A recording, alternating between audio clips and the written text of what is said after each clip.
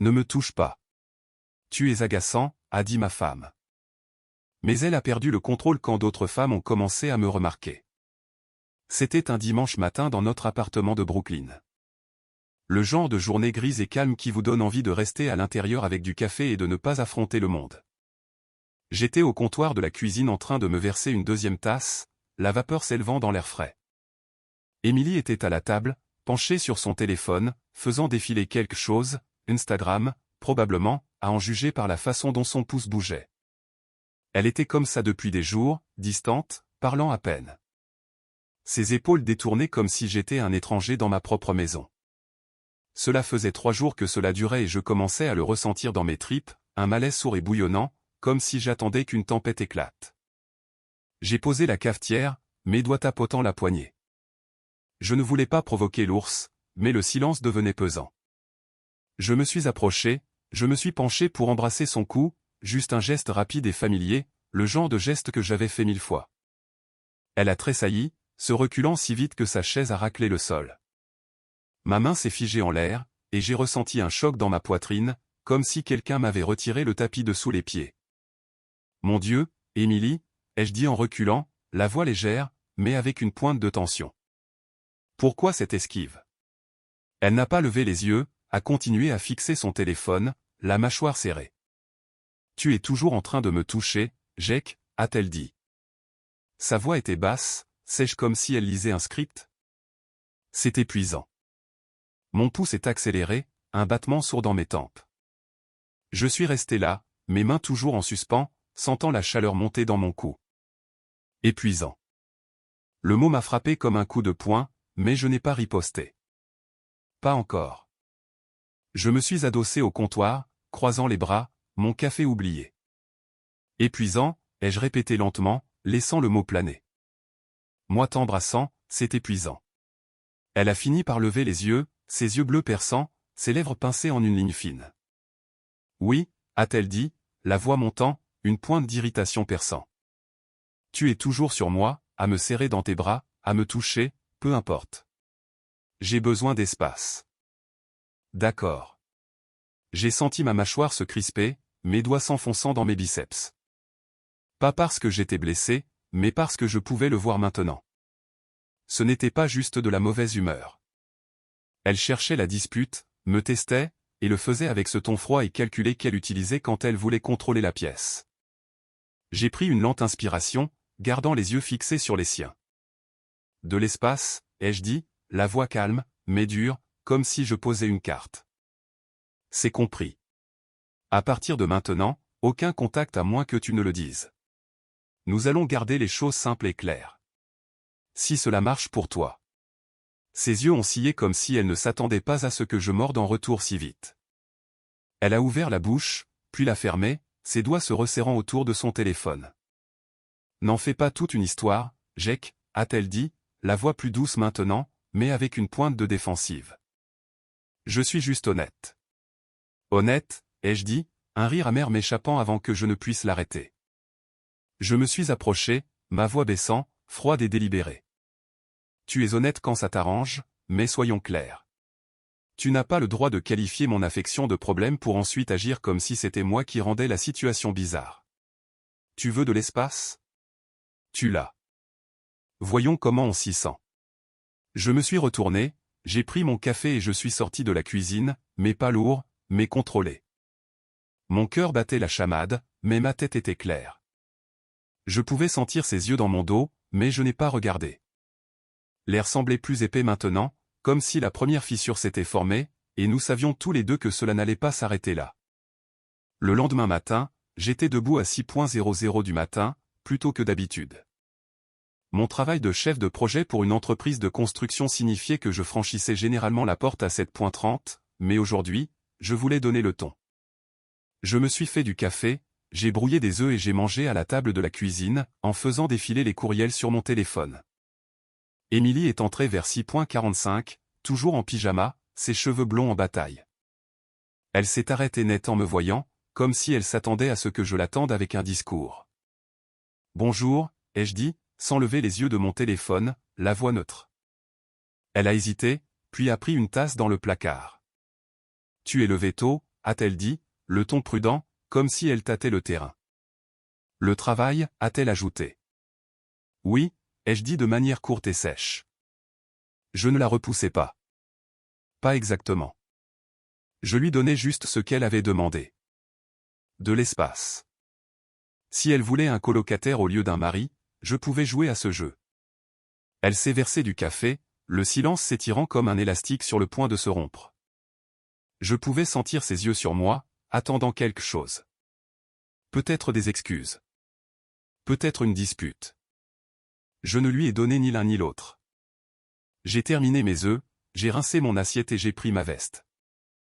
À ce soir, ai-je dit en me dirigeant vers la porte.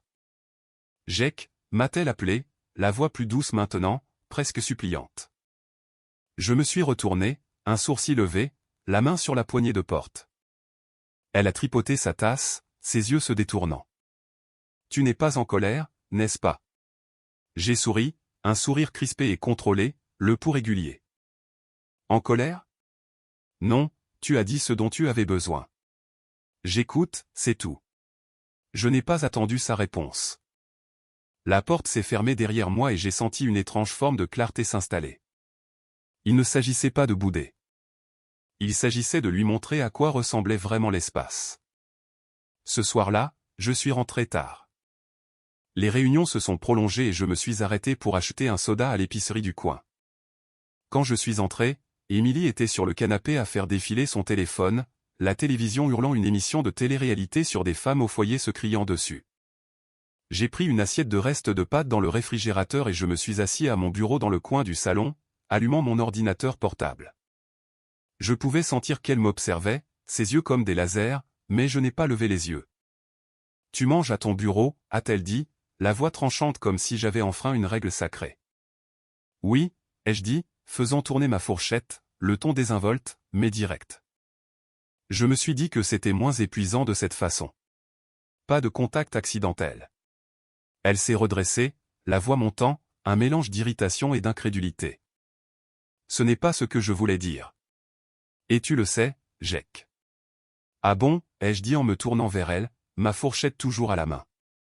Mon cœur était calme, mais je pouvais sentir la chaleur monter dans mon cou. Tu as dit que les contacts posaient problème. Je garde mes mains pour moi. Quel est le problème maintenant? Son visage a rougi, et elle a jeté son téléphone sur le canapé, les yeux plissés. Tu es froid. C'est comme si tu me punissais pour avoir exprimé ce que je ressens. J'ai posé mon assiette, m'adossant à ma chaise, la mâchoire serrée. Te punir, ai-je dit, la voix basse et tranchante. Émilie, tu as lâché une bombe dans la cuisine hier et tu as appelé ça de l'honnêteté. Je fais juste ce que tu as demandé. Tu veux de l'espace? Tu l'as. Si tu trouves ça froid, c'est peut-être ton problème. Elle a ouvert la bouche, puis l'a fermée, ses yeux se détournant.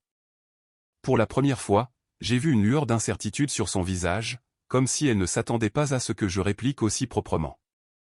Je ne voulais pas que tu me mettes à l'écart, a-t-elle dit, plus doucement maintenant, la voix presque suppliante. Je ne te mets pas à l'écart, ai-je dit, la voix posée mais ferme. Je te donne exactement ce que tu voulais. Si tu changes d'avis, dis-le. Mais n'agis pas comme si c'était moi qui rendais la situation bizarre. Elle n'a pas répondu. Elle a juste attrapé son téléphone et a recommencé à faire défiler l'écran, ses doigts bougeant plus vite maintenant, comme si elle essayait de s'enterrer dans l'écran.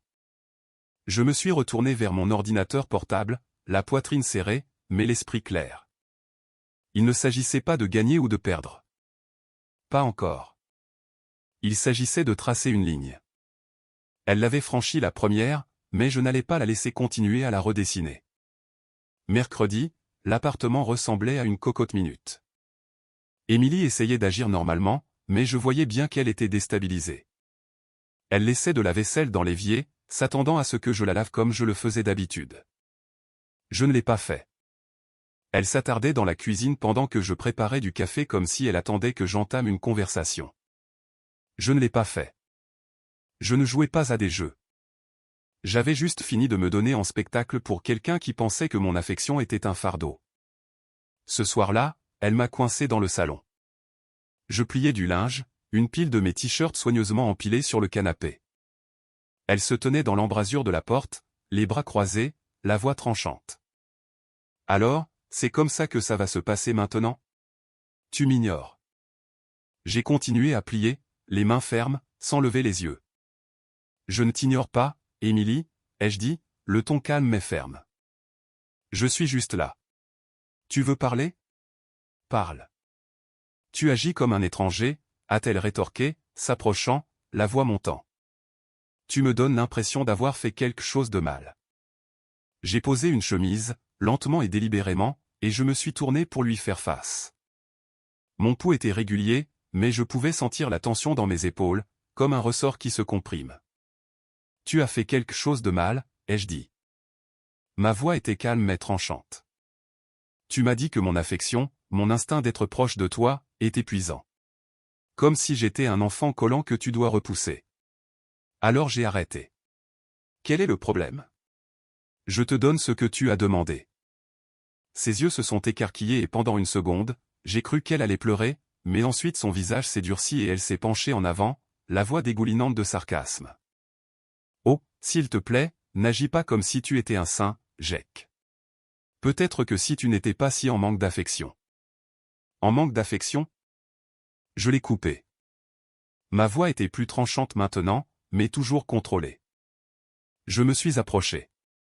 Assez près pour qu'elle doive lever la tête pour croiser mon regard. Mon cœur battait la chamade, mais je gardais mon calme. Mettons les choses au clair. Je te touche parce que je suis ton mari. Parce que je t'aime, parce que c'est ce que font les gens quand ils sont mariés. Si c'est être en manque d'affection, alors c'est peut-être toi qui ne comprends pas ce qu'est une relation. Sa bouche s'est ouverte, puis s'est fermée. Elle a fait un pas en arrière, ses bras retombant le long de son corps. Je pouvais voir qu'elle cherchait une réplique, mais je n'en avais pas fini.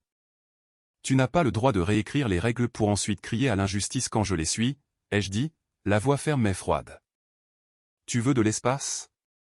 Tu l'as. Mais ne t'attends pas à ce que je te cours après pendant que tu essaies de comprendre ce que tu veux vraiment. Elle m'a dévisagé, son visage affichant un mélange de colère et d'autre chose. De la culpabilité, peut-être.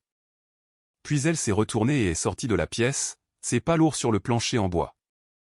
Je suis retourné à mes chemises, les mains fermes, mais la poitrine serrée. Je ne la bousculais pas pour m'amuser. Je lui montrais ce que l'on ressent quand on obtient exactement ce que l'on a demandé. Le véritable test a eu lieu une semaine plus tard lors de la fête d'anniversaire de son ami Mike. Mike était graphiste, un de ces gars qui semblait toujours un peu trop à l'aise avec Émilie. Rien de flagrant, juste une atmosphère qui m'agaçait. Je n'en avais jamais fait toute une histoire, mais je l'avais remarqué. La fête avait lieu dans un loft de Williamsburg, avec des murs en briques apparentes et des limonades hors de prix. Émilie avait passé une heure à se préparer, enfilant une robe rouge qu'elle portait lorsque nous sortions danser au début de notre mariage. Je n'ai fait aucun commentaire à ce sujet. Je n'en avais pas besoin. À la fête, elle était dans son élément, riant trop fort, rejetant ses cheveux en arrière, toujours au centre de la pièce.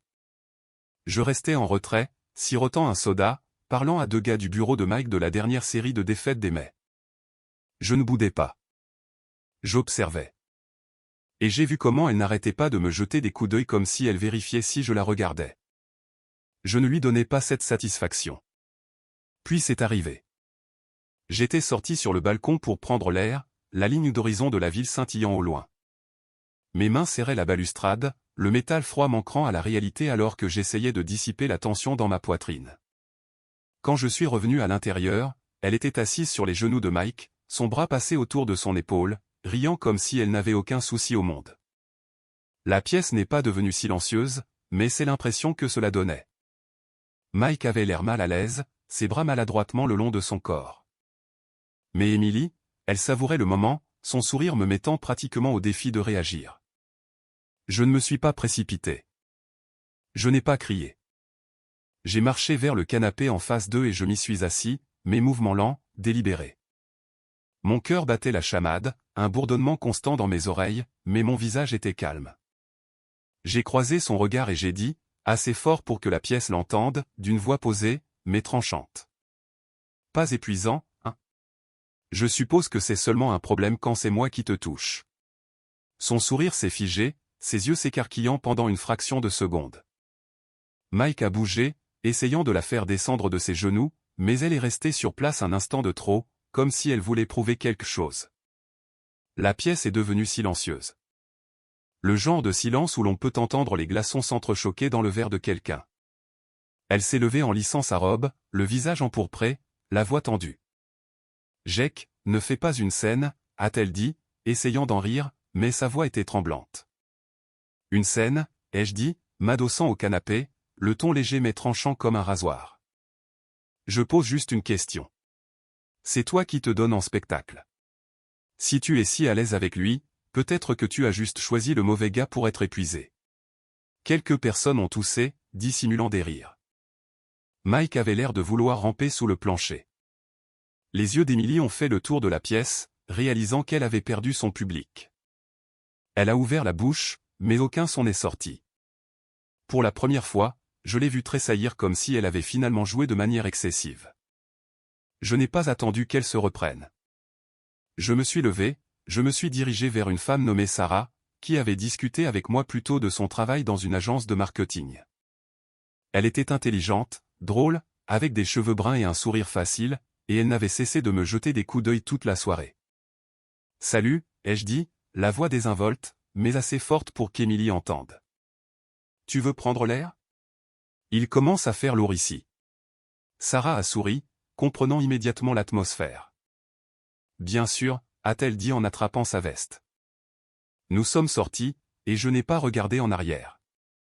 Mon pouls s'emballait, mais pas de colère, de l'excitation de prendre le contrôle. Je n'essayais pas de blesser Emily. J'en avais juste fini de la laisser me tester comme si j'étais un rat de laboratoire. Nous avons parlé dans la rue pendant peut-être 20 minutes. Rien de lourd, juste des plaisanteries légères sur son travail, le mien, les prix ridicules des loyers de la ville. Je lui ai donné mon numéro, pas parce que je prévoyais quoi que ce soit, mais parce que je le pouvais. Parce que je n'allais pas rester les bras croisés à attendre qu'Emily décide si je méritais son temps. Quand nous sommes rentrés à la maison, Emily était prête pour une dispute. Elle faisait les 100 pas dans le salon, les bras croisés, la voix tremblante de colère. « C'était quoi ce bordel, Jake ?» a-t-elle lâché, les yeux foudroyants. « Tu m'as embarrassé devant tout le monde. » J'ai jeté mes clés sur le comptoir, mes mouvements lents, délibérés. Ma poitrine était serrée, mais ma voix était d'un froid glacial. « Je t'ai embarrassé ?» ai-je dit en me tournant pour lui faire face, un sourcil levé. « Emily, tu étais assise sur les genoux d'un autre gars comme si c'était une foutue séance photo. Si quelqu'un avait l'air d'un idiot, ce n'était pas moi. » Son visage est devenu rouge et elle s'est approchée, la voix montant, stridente maintenant. Je m'amusais juste. Tu prends des proportions démesurées. T'amuser, ai-je répété, le ton neutre, les yeux fixés sur les siens. Je me suis adossé au comptoir, les mains dans les poches, mon cœur battant à tout rompre, mais le visage calme. Tu veux parler de s'amuser? C'est amusant quand nous rions tous les deux, quand nous sommes tous les deux complices. Pas quand tu utilises un mec pour me faire réagir. Tu veux jouer à des jeux? Très bien, mais ne pleure pas quand je refuse de jouer le jeu. Elle s'est figée, la bouche entr'ouverte, les mains serrées en poing. Je pouvais voir qu'elle cherchait une réponse, mais je ne lui en ai pas laissé l'occasion. Tu as dit que mon contact était épuisant, ai-je dit, la voix basse, presque un grognement. Alors j'ai arrêté. Tu as dit que tu voulais de l'espace, alors je t'en ai donné. Maintenant tu es là-bas à agir comme si je n'existais pas et tu es en colère que je ne te cours pas après. Prends une décision, Emily. Ses yeux brillaient, mais elle n'a pas pleuré. Elle est juste restée là, sa voix n'étant à peine qu'un murmure. Tu déformes les choses, a-t-elle dit, le ton désespéré, comme si elle s'accrochait à des brindilles. Je ne voulais pas que ce soit comme ça. Alors que voulais-tu dire? Ai-je rétorqué, m'approchant, la voix ferme mais dure. Mon pouls s'emballait, mais je gardais mon calme. Tu me dis que mon affection est un problème.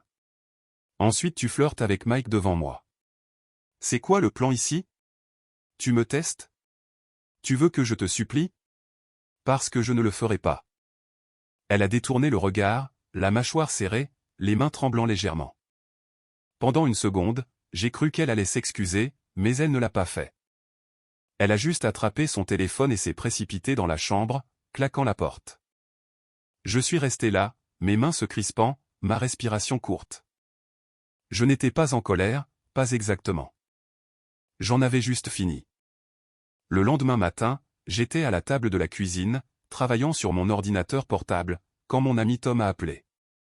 Tom est un entrepreneur que je connais depuis l'université, un grand gaillard avec une barbe et une attitude très directe.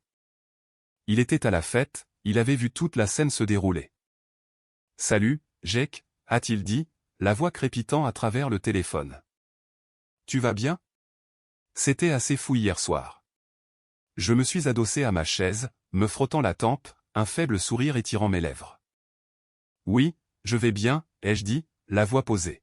« Je gère juste la dernière performance d'Emily. » Il a ri de façon courte et franche. « Mon vieux, elle a du culot de s'asseoir sur Mike comme ça devant toi. Ce n'est pas un comportement d'épouse. C'est un comportement de télé-réalité. » J'ai pouffé, sentant la tension dans ma poitrine s'atténuer légèrement. « Tu m'en diras tant » ai-je dit, le ton sec. Elle est furieuse que je n'ai pas mordu à l'hameçon. « Tant mieux » a dit Tom, la voix ferme.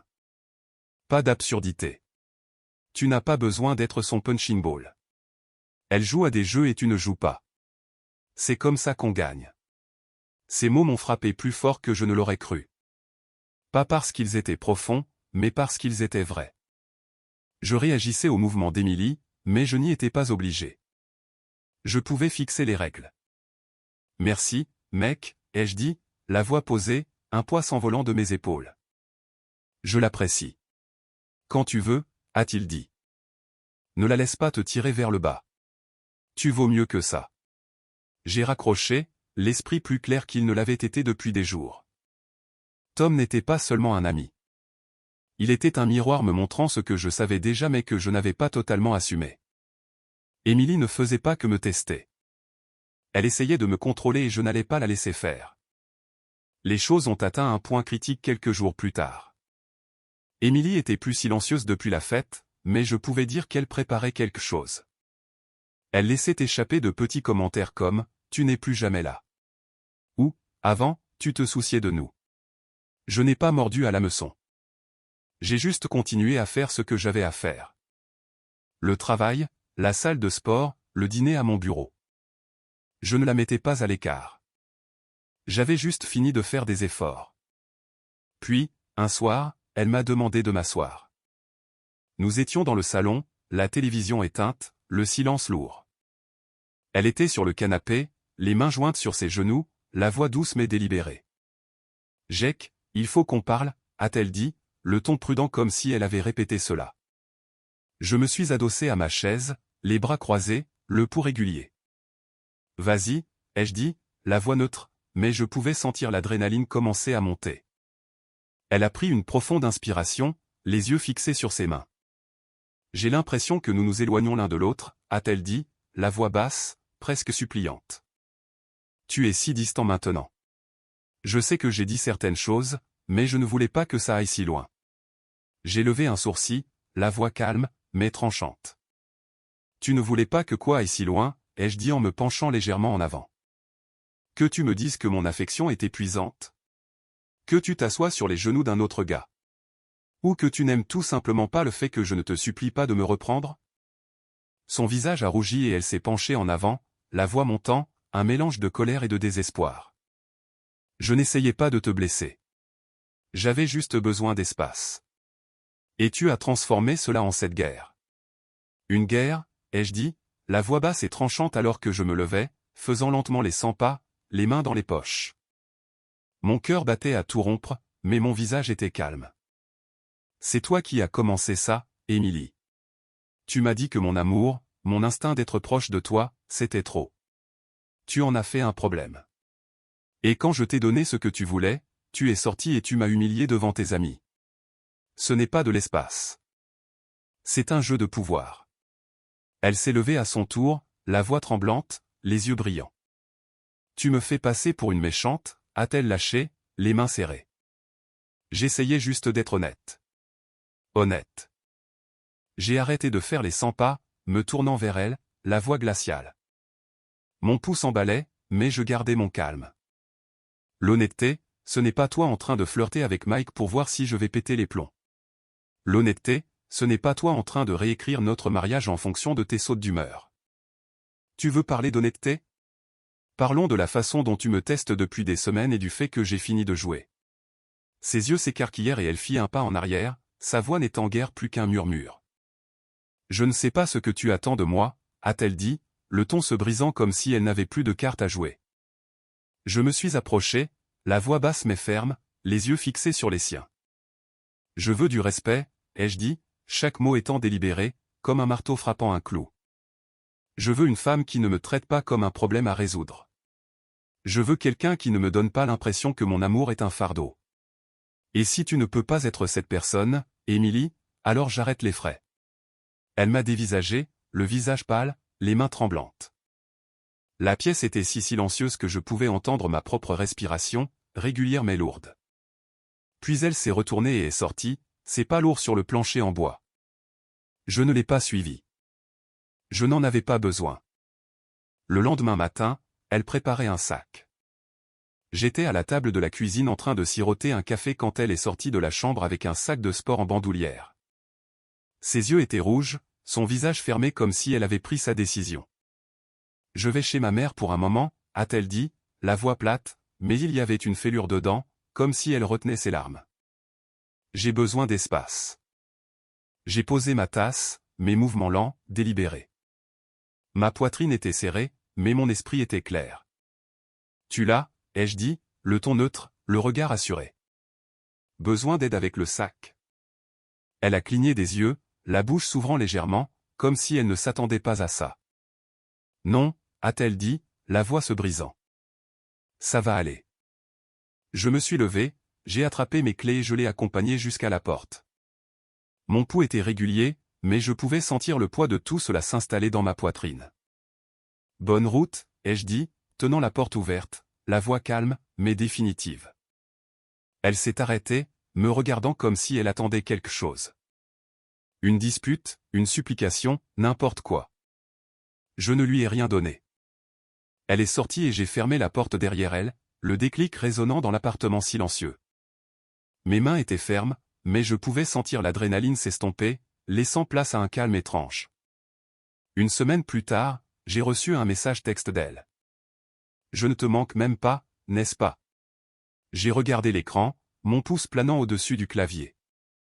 Mon pouls était régulier, mais je pouvais sentir une légère chaleur dans ma poitrine, un mélange d'irritation et de clarté. J'ai répondu, lentement et délibérément. « Tu voulais de l'espace, Émilie. Je t'en ai donné. Ne sois pas surprise que je ne te cours pas après. » Elle n'a pas répondu. J'ai posé mon téléphone et je suis retourné à mon travail. L'appartement était silencieux autour de moi.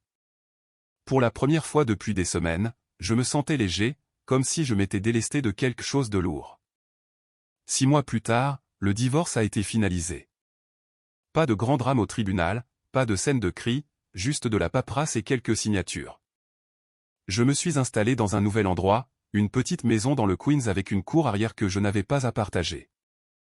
J'avais commencé à fréquenter Sarah de la fête, pas parce que j'essayais de prouver quoi que ce soit, mais parce qu'il était facile de lui parler. Pas de jeu, pas de test. Nous allions prendre un café, rire de choses stupides, et cela semblait juste. Un jour, j'ai croisé Émilie dans un café à Manhattan. Je prenais un café au lait avant une réunion, et elle était là, assise à une table près de la fenêtre, les cheveux tirés en arrière, le visage fatigué. Elle m'a vu et s'est figée, les yeux écarquillés, comme si elle ne savait pas quoi faire. J'ai hoché la tête, poli mais distant, et j'ai commencé à m'éloigner. « Jake » a-t-elle appelé, la voix douce, presque désespérée. Je me suis retourné, un sourcil levé, le pouls régulier. Elle s'est levée, les mains se tordant, la voix tremblante. « J'ai tout gâché » a-t-elle dit, les yeux brillants. Je n'ai pas réalisé ce que j'avais jusqu'à ce que ce soit parti. Je suis désolé. Je l'ai regardé, le visage calme, les mains dans les poches, la poitrine légère, libérée de tout fardeau. « Tu n'as pas tout gâché, Émilie » ai-je dit, la voix basse mais ferme, chaque mot étant délibéré. « Tu as fait des choix. Tu as choisi de me repousser. Tu as choisi de me tester. Et maintenant tu vis avec. Je ne suis pas ton plan de secours. Ses yeux se sont remplis de larmes, mais je n'ai pas bronché. Je pouvais sentir le poids de ses regrets, mais ce n'était pas à moi de le porter. Prends soin de toi, ai-je dit, me détournant, le ton froid. Définitif comme une porte qui claque. Mes mains étaient fermes, mais pas assurées. Je suis sorti dans la ville, le bruit et le chaos m'engloutissant. Et pour la première fois depuis longtemps, je me suis senti libre. Je suis dans ma maison maintenant, celle que j'ai achetée après que tout se soit effondré. Elle est petite, mais elle est à moi. Plus besoin de marcher sur des œufs, plus de tests à passer. Je prépare le dîner la plupart des soirs, je m'assieds sur la véranda arrière avec un soda et je laisse le calme s'installer. Sarah vient parfois, et nous parlons de tout et de rien. Elle ne tressaille pas quand je lui touche l'épaule, ne qualifie pas cela d'épuisant, et c'est suffisant pour moi. Émilie voulait faire une pause. Elle a obtenu un point final et j'ai récupéré ma vie.